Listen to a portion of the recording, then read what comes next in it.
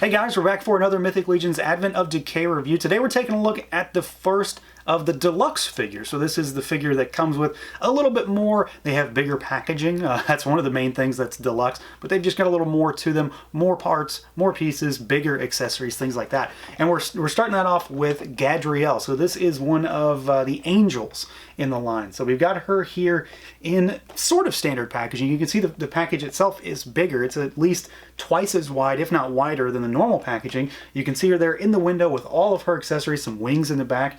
We do, of course, have a bio for her. And then the back is the same but different because we have more of that artwork. Normally you just see the left side of this picture. This time we have a full shot of this artwork with that write-up. So let's pull her out and take a look. All right, guys, here she is out of the packaging. Our first Deluxe Mythic Legions figure, the Fallen Angel Gadriel. And after watching this review, if you want to snatch one for yourself, I'll put a link below, as usual, to Big Bad Toy Store. Head on over there and check them out. But of course, let's get this started, and we're going to take a look first at how she moves around.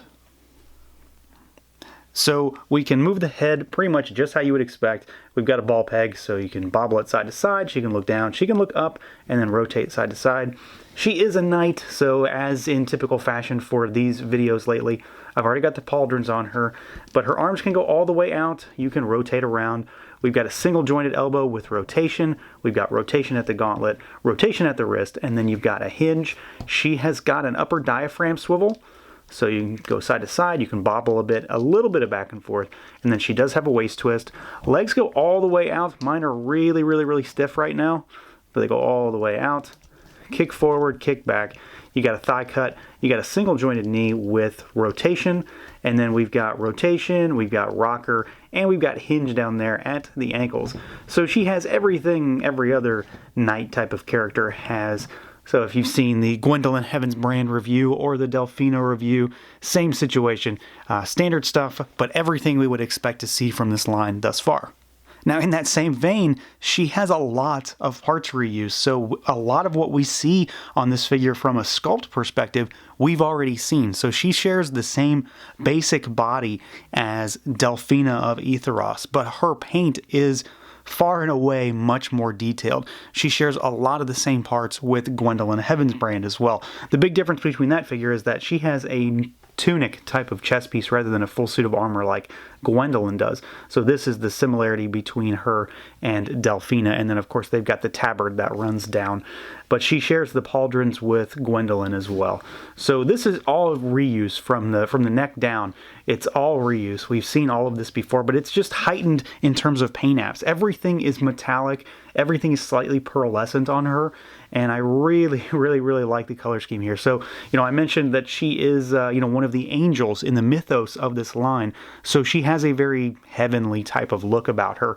Everything, again, is pearlescent. It's white on purple on gold piping, and then we do have some silver embellishments down here in kind of the filigree that runs down the legs, and we do, of course, have exposed chainmail, and that's silver as well. We do have a very striking emblem on her chest, the cross with the kind of feathers that pop out of it, and then that runs down into the very rich kind of royal purple tabard. So I really like that quite a bit. One thing that I noticed on this figure that happened a lot more than some other figures recently is that there is a serious amount of paint scraping on the painted joints on this one. So in particular on the ankles, they're fully exposed now. On this shoulder, it's covered by the pauldrons obviously, but it was painted the pearlescent white. Now it is very much gray, so just something to keep in mind. It's not really a negative, it's not a knock when I talk about it, it's just a this happened kind of thing. I know painted joints are nice to have, but in reality they're very hard to keep painted, especially if you move the figure around. You can see here I've got a fully unpainted joint over here, whereas this one has the white paint on it. So it's not a huge deal for me. It's just I gotta mention it. It is there. Otherwise, though, I think she looks fantastic. My only real technical issue that I have is I do have a smudge of white paint, I'm assuming from her tunic, her tabard, on her neck here. It's not a big deal. Thankfully it's on the back of the neck, so it's not a huge problem for me, but just worth noting. And then of course we do have to take a look at that head because that is very unique for this figure. Now, when we zoom in on that head sculpt, I'm pretty happy with it. Overall, I think it's okay. It's not my favorite. I really like the Delphina head, the same one that's used for Gwendolyn as well. But I like the Delphina one specifically, the skin tone, the hair color. But what really does it for me, this head's fine. It's well painted. It's well sculpted. She's got an interesting expression. She's kind of neutral, but at the same time, you can see that there is a little bit of anger behind her expression. But what I really like is the fact that she has this big scar that runs down the left side of her face, so on the right on the screen. It's kind of hard to pick up because her skin tone is really dark, and it's a really dark shade of red, but she does have a scar that runs down. It's kind of two-pronged. She's got one that's on the outside of her eye and then one that runs down the eye. So I really like that. I like the hair sculpt on it. It's not just like a solid hair piece. It's actually textured. It's got some movement to it. It looks like it's kind of uneven and irregular slightly. So it's really nicely done. Everything here looks fine. It's just not my favorite, but I think she very much looks the part. She looks like, kind of an angry fallen angel that is just ready to throw down. And the scar really does it for me. It adds to the already well-painted face. Now, accessories, like I said, this is kind of one of the areas where the word deluxe actually works, and we get some deluxe accessories. We can see we've got the big one back here. We do have an extra head, and then of course we have weaponry to talk about. So we'll start with the head. I've obviously changed her up a bit. We've got the pauldrons on her already. I do count those as accessories, but we talked about them earlier. This one is an entirely different head sculpt, so we've got a helmeted head, and this is my preferred look for her for the most part. I do like the regular head sculpt. It's very unique for her, and it is done really well. I just really like this helmeted head. Something about the design really does it for me. So far, it might be unique. I'm not sure I've encountered this one just yet, and it looks very different from a lot of the other Knights helmets that I've gotten so far. So if it's not unique, just chalk that up to me having gone through way too many Legions figures lately. But I do like this. It's done up in her color scheme, pearly white, shiny metallic gold. Just looks great. We do have all of the requisite adapters. We've got the strap.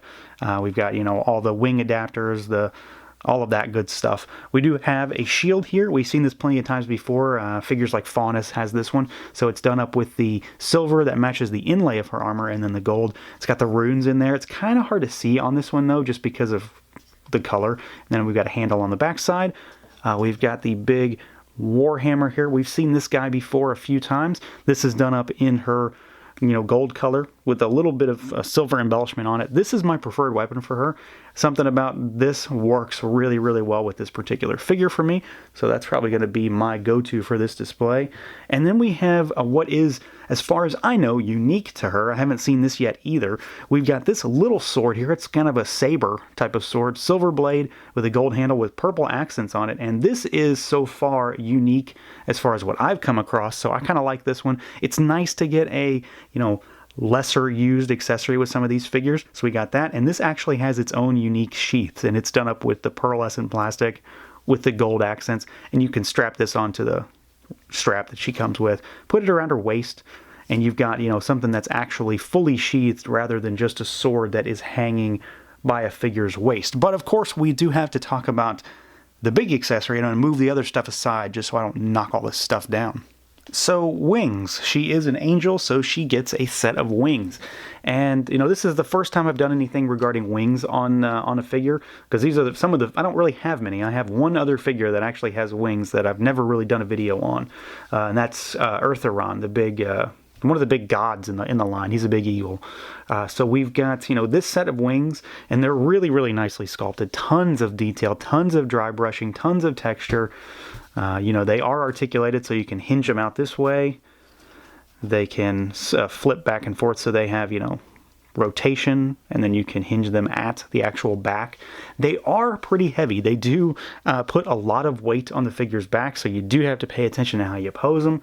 They are enormous, too. I mean, you can just see, one wing is just as tall as a figure, so we're talking at least a foot wingspan if you go just, kind of flat like that. So there is a lot going on. They do attach to the wing adapter. So this is the first time I'm talking about one of these. They just peg into the back. There's nothing crazy there. There's just 2 peg holes on the back. You pop them in, and then that's their point to hinge on the back. And then this guy pegs into her back. There is another adapter. I've shown them before. The other adapter is for the original wings from the old bird line. Which is where Ertheron gets his wings from. They're the same wings as this. They just have a different point of articulation. So what you do is you just, peg it in her back, and it will sit there. And there you go. You've got some wings. My only real gripe is that, every figure can use these, but they're not really all meant for every figure, because as you can see, without posing them correctly, she is being held up by the wings right now, which I don't particularly like. So you got to pose them correctly, get them spread out just enough where she, can kind of rest on her feet, maybe have the wings touching a bit. I know that's a minor gripe because obviously you have to pose these figures, but they are really, really big. I'm not sure you'd want to put them on a goblin or anything like that, although they absolutely can use them. I'm just not sure it is, too easy to do. But I think they look great on her. They match the color scheme very, very well. And not to mention the fact that they are impeccably detailed. They just look fantastic. They are a little tricky to pose every now and again, and I frankly don't have a flight stand that can really support the weight of this figure right now. Like a Tamashii Nation stand, which is really what I use overwhelmingly, just really cannot hold this weight up. Not without maybe an extra couple arms. So, you play around with your stands. You can get them hoisted into the air, or of course you can hang them off of something, hang them with fishing line or something like that. But they do absolutely look fantastic. These were meant to go with this figure just because of the character behind it. And yeah, they're really cool. They're nice accessories, and it's good to get a set of wings in this line because, there are plenty of figures that could use them and look really cool, but, almost every figure didn't come with them. So at the end of the day, this is a deluxe figure, and I think overall you're getting a deluxe figure.